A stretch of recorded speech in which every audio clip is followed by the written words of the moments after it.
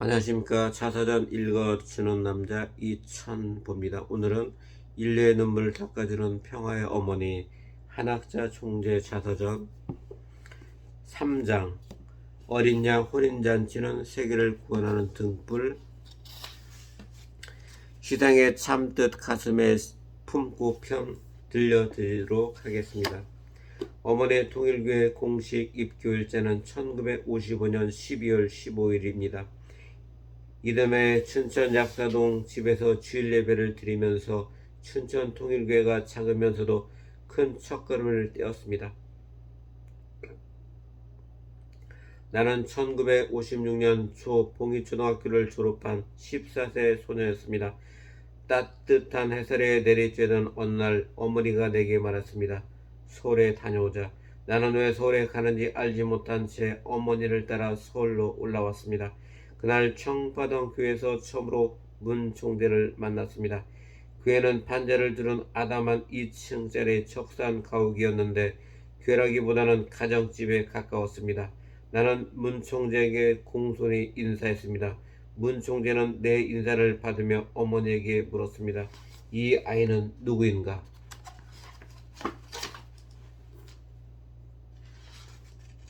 제 딸입니다. 문 총재는 무척 놀라 되물었습니다.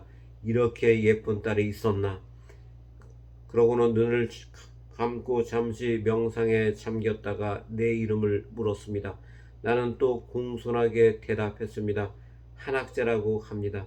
그러나 문 총재는 놀랍다는 듯 혼잣말을 했습니다.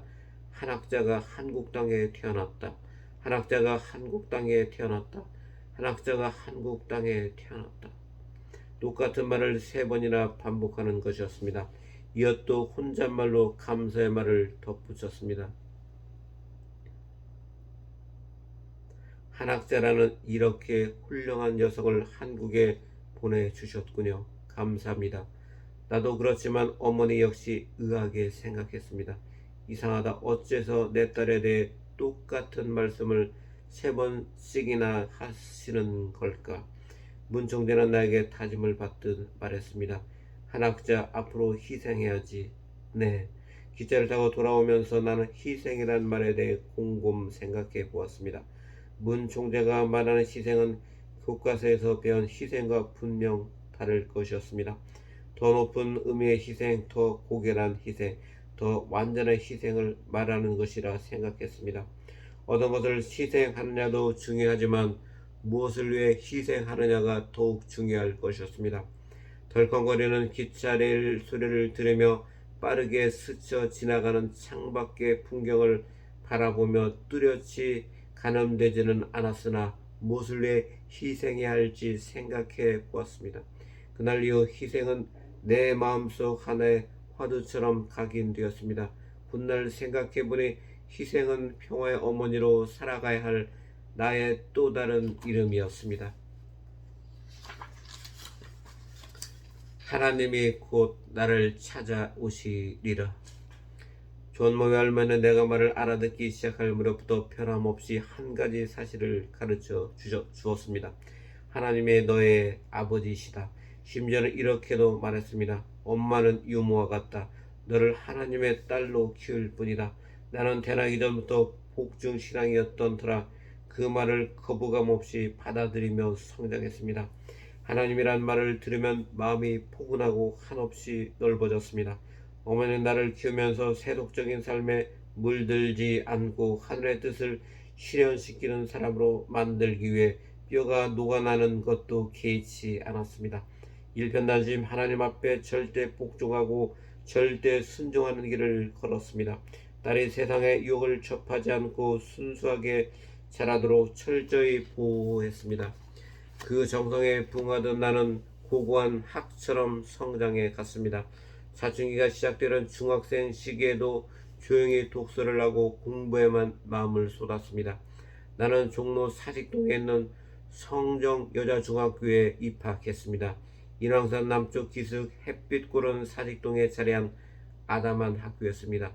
성정여중은 1950년 5월에 개교했지만 불과 한 달 만에 한국전쟁으로 말미암아 휴교를 해야 했습니다. 개교하자마자 민족의 순환을 함께 겪은 것입니다. 전란 후 다시 문을 열고 나를 부강하게 만들기 위해서는 여성 인재를 길러내야 한다는 사명으로 많은 여성을 교육했습니다. 1981년 은평구로 이전한 뒤 1984년에 선정여자중학교로 이름을 바꿨고 현재는 선정중학교가 되었습니다. 나는 이 학교를 1987년에 인수해 통일그룹 내 선악학원의 한 가족이 되도록 했습니다. 늘 깊은 관심을 갖고 많은 지원을 하고 있습니다. 나는 중학교에 다닐 때도 말수가 좋고 아주 침착했습니다.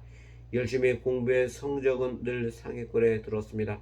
예쁘고 조신한 용모에 얌전하고 정숙해서 항상 선생님들의 사랑과 관심을 받았습니다. 나의 학교생활은 별다른 굴곡 없이 오히려 평탄했습니다. 몸이 심하게 아파 1학년 때 한두 번 결석을 한 정도였습니다. 그러고는 2, 3학년 연이어 학급 최고 성적으로 우등상을 받았습니다.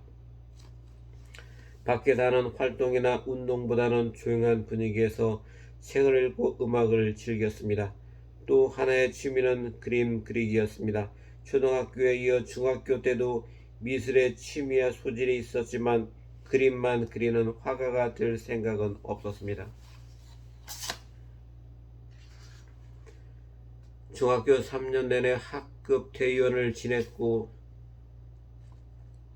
3학년 때는 운영위원장으로 학생 자치 활동에 앞장서면서 내 안에 잠재되어 있던 리더십을 한껏 발휘했습니다.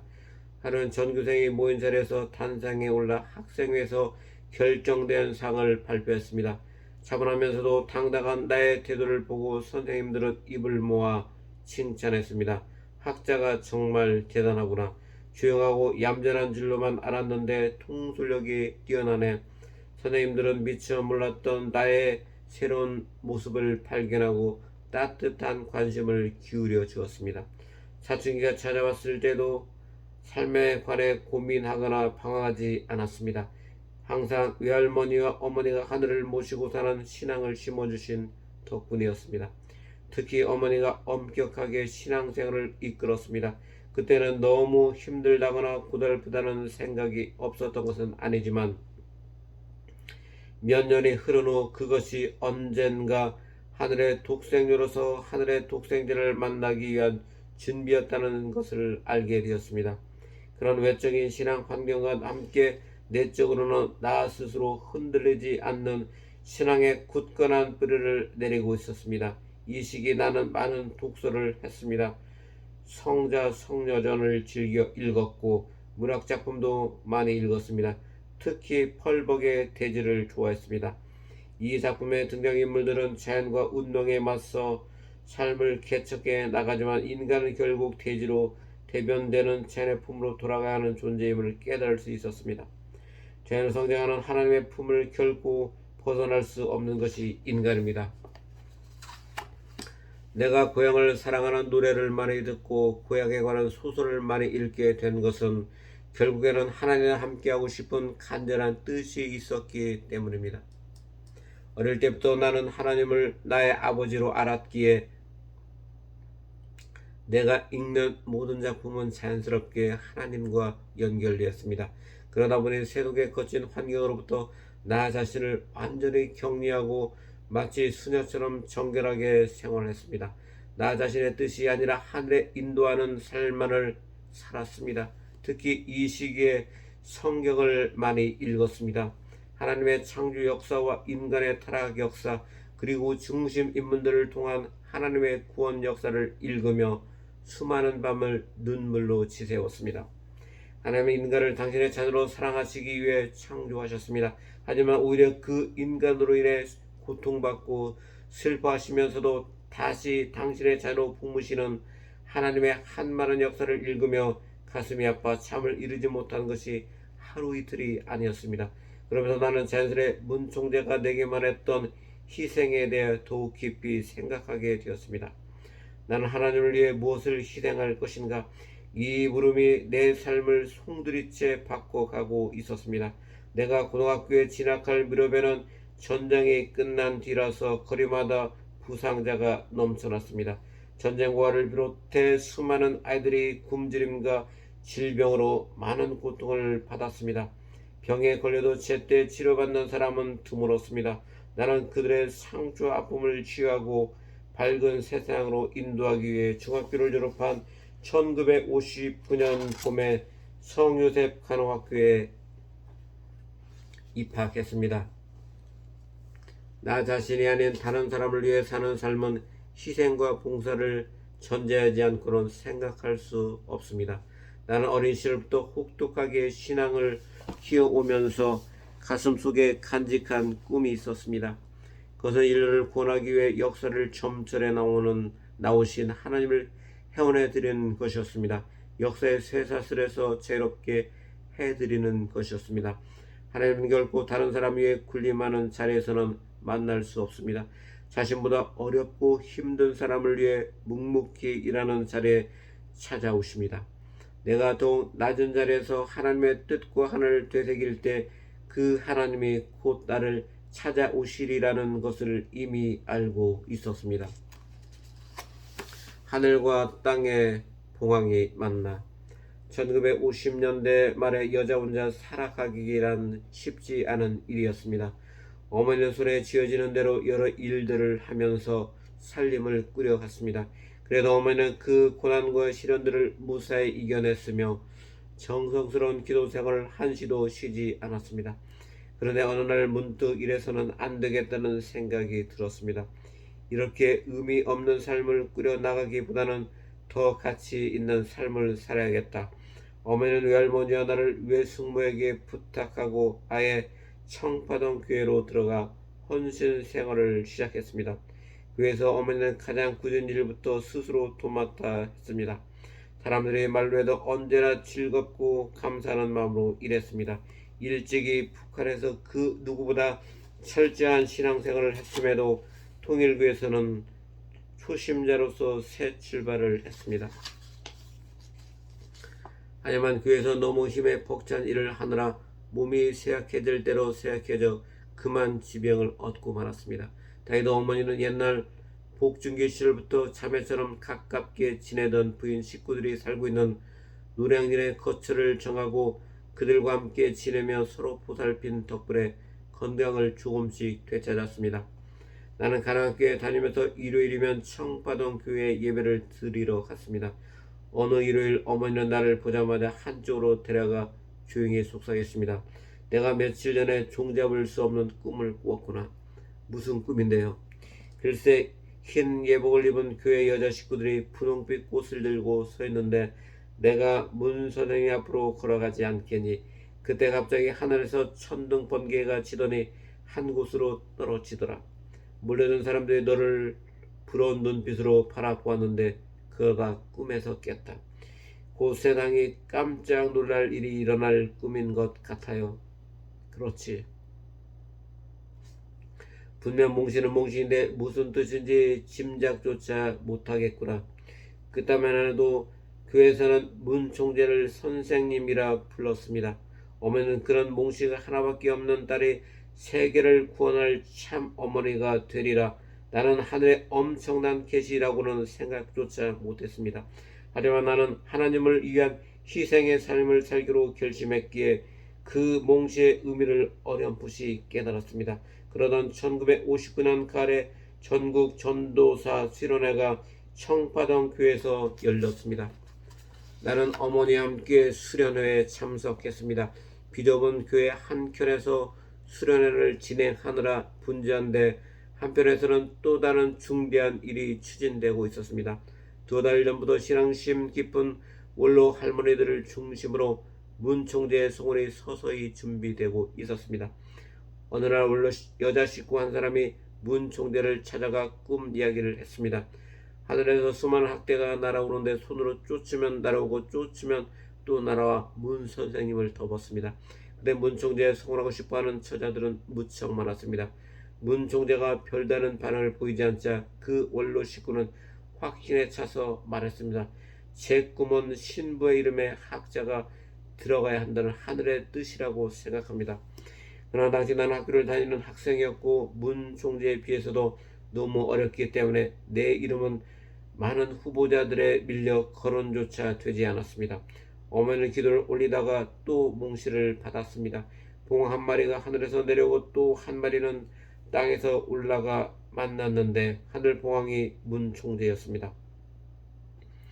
수년 전 문 총재를 만나기 위해 태국으로 내려갔을 때 꾸었던 꿈도 떠올랐습니다.